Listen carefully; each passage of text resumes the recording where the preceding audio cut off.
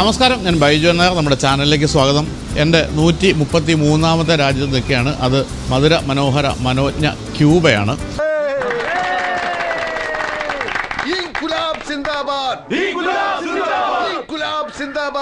Cuba എന്ന് പറയുന്ന മലയാളികൾക്ക്, പ്രത്യേകിച്ച് നമ്മുടെ നാട്ടിൽ ഇടതുപക്ഷം സജീവമായതുകൊണ്ട് തന്നെ എല്ലാവർക്കും വളരെ ഇഷ്ടമുള്ള ഒരു രാജ്യമാണ്. ഇവനെ സൂക്ഷിക്കണം, അവന്റെ കണ്ണിൽ എന്തോ തീക്ഷ്ണതയോടെ കത്തുന്നു. പക്ഷേ ഇപ്പോഴത്തെ ക്യൂബ എന്ന് പറയുന്നത് ഏതാണ്ട് വല്ലാത്ത അവസ്ഥയിൽ കഴിയുന്ന ഒരു രാജ്യമാണ്. വിലപ്പെരുപ്പവും അതുപോലെ തന്നെ പട്ടിണി, ഇവിടെ അവശ്യ സാധനങ്ങളുടെ ലഭ്യതയില്ലായ്മ, അങ്ങനെയുള്ള പല പ്രശ്നങ്ങൾ കൊണ്ട് നട്ടം തിരികെയാണ് ഈ ഒരു രാജ്യം. എന്റെ പൊന്നിക്ക, ഈ കഷ്ടകാലം പിടിച്ചു നിൽക്കുന്ന നേരത്തെ ഇങ്ങനെയൊന്നും പറയല്ലേ. ഞങ്ങൾ ഇന്നലെ ഇവിടെ ഇപ്പോൾ US നിന്നാണ് വന്നിറങ്ങിയത്.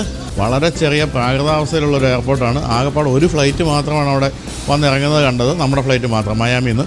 വീണ്ടും തിരിച്ചൊരു ഫ്ലൈറ്റ് ഉള്ളത് മയാമിലേക്കുള്ള ഫ്ലൈറ്റ് തന്നെയാണ്. എന്നെ ആപ്പിലാക്കാതെ അനുദിനം എത്രയും പെട്ടെന്ന് ഒന്ന് സ്ഥലം വിടണം.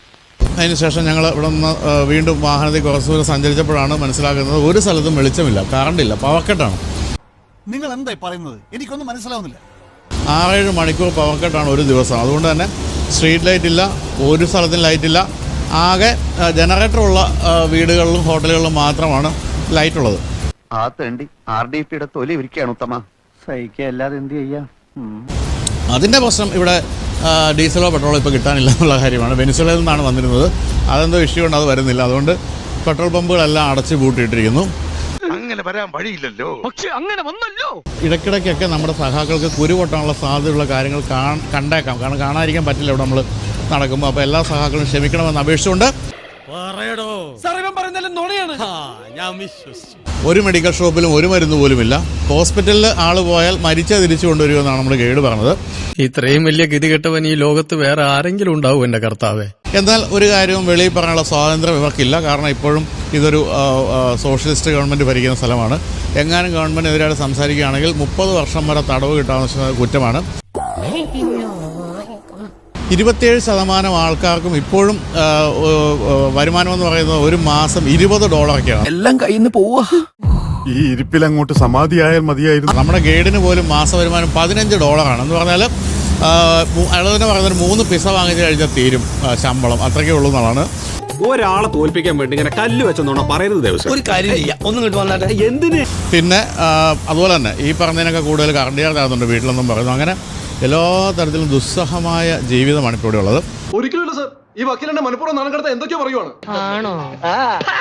അപ്പോൾ നിങ്ങൾ കണ്ടോ, ഇവിടുത്തെ എല്ലാ വാഹനങ്ങളും, പുതിയ എല്ലാ വണ്ടികളും ചൈനീസ് വാഹനങ്ങളാണ്.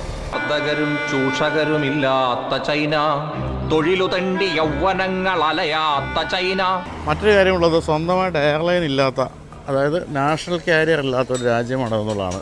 അതൊന്നും ഇല്ലെങ്കിലും ദാരിദ്ര്യത്തിന് കുറവൊന്നുമില്ലല്ലോ. 3-4 എയർപോർട്ടുകളൊക്കെ ഉണ്ട്. പക്ഷേ അവിടെയൊക്കെ റഷ്യയിൽ നിന്നൊക്കെയുള്ള ടൂറിസ്റ്റുകൾ വരുന്നതല്ലാതെ സ്വന്തമായിട്ടുള്ള ഒരു വിമാനങ്ങളൊന്നും തന്നെ ഇല്ല.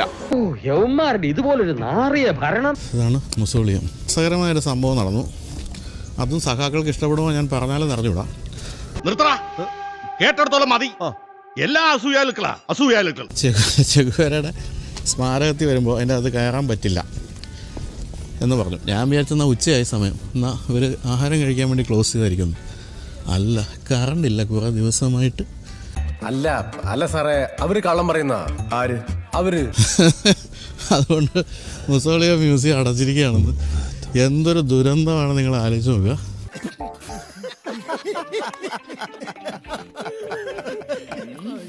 കുറച്ച് ദിവസമായിട്ട് കറണ്ടില്ല. എൻ്റെ മുന്നേ സഹാക്കളെ നാം മുന്നോട്ടെന്ന് ഇനി എങ്ങനെ പറയാൻ പറ്റും? സിദ്ധാർത്ഥ, നമ്മളായിട്ട് ക്യൂബയെ കൊച്ചാക്കി സംസാരിക്കരുത്. നാം പിന്നോട്ടെന്നല്ലേ പറയാൻ പറ്റൂ. എങ്കിൽ ഏതായാലും ഇതാണ് ഈ ഒരു മുസോളിയത്തിൻ്റെ മ്യൂസിയത്തിൻ്റെ മുകളിലുള്ള ഭാഗം. നല്ല ഭംഗിയായിട്ട് ചെയ്തിട്ടുണ്ട്. ലാൽ സലാം സഖാവേ, ലാൽ സലാം. പക്ഷേ കറണ്ടില്ല. ഉള്ളത് ചെഗുവേരയുടെ റിമൈൻസ് തന്നെയാണെങ്കിൽ തീർച്ചയായിട്ടും രോമാഞ്ചകരമായ ഒരു സ്ഥലമാണ്.